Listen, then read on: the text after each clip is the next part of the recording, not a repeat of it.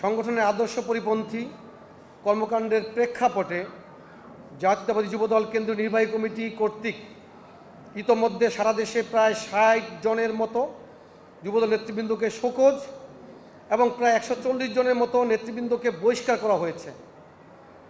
এমনকি অপরাধীদের বিরুদ্ধে দেশের বিভিন্ন জায়গায় মামলা দায়ের করা হয়েছে। গত ২২ ফেব্রুয়ারি ২০২৫ গাজীপুর জেলার শ্রীপুর উপজেলা যুবদলের সদস্য জাহাঙ্গীর আলমের বিরুদ্ধে সন্ত্রাসী কর্মকাণ্ডে জড়িত থাকার সুস্পষ্ট অভিযোগ উত্থাপিত হয়েছে। সংগঠনের অভ্যন্তরীণ তদন্তের মাধ্যমে অভিযোগের সত্যতা থাকায় জাহাঙ্গীর আলমকে প্রাথমিক সদস্যপদ সহ দল থেকে বহিষ্কার করা হয়েছে। আমাদের অবস্থান এখানে সীমাবদ্ধ নয়। সংগঠনের সুনাম ও আদর্শ রক্ষার্থে যুবদলের পক্ষ থেকে স্বপ্রণোদিত হয়ে গতকাল তার বিরুদ্ধে গাজীপুর শ্রীপুর থানায় ফৌজদারি মামলাও দায়ের করা হয়েছে। আইনের শাসন ও ন্যায় বিচারের প্রতি আমাদের অবিচল প্রতিশ্রুতি বাস্তবায়নের জন্যই এই ব্যবস্থা নেওয়া হয়েছে। বাংলাদেশ জাতীয়তাবাদী দলের ভারপ্রাপ্ত চেয়ারম্যান জনাব তারেক রহমান দ্ব্যর্থহীন ভাষায় ঘোষণা করেছেন যে আমাদের দলে অন্যায় ও অপকর্মের কোনো স্থান নেই।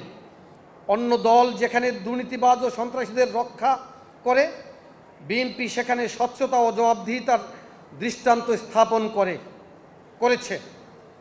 জনাব তারেক রহমানের এই ধীর নীতির আলোকে যুবদল জাহাঙ্গীর আলমের বিরুদ্ধে তার অনৈতিক কর্মকাণ্ডের জন্য কঠোর ব্যবস্থা গ্রহণ করেছে।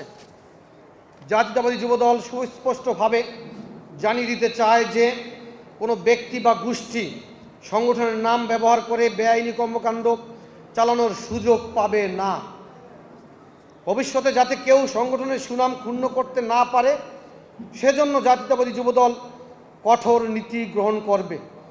জাতীয়তাবাদী যুবদল কেন্দ্রীয় নির্বাহী কমিটির সভাপতি আব্দুল মোনায়েম মুন্না ও আমি সাধারণ সম্পাদক হিসাবে দলের সকল পর্যায়ের নেতাকর্মীদের এই বিষয়ে সতর্ক থাকার আহ্বান জানাচ্ছি। আমরা আইন শৃঙ্খলা রক্ষাকারী বাহিনীর প্রতি আহ্বান জানাই, তারা যেন নিরপেক্ষ তদন্তের মাধ্যমে দোষীদের বিরুদ্ধে দ্রুত ও যথাযথ আইনি ব্যবস্থা গ্রহণ করে।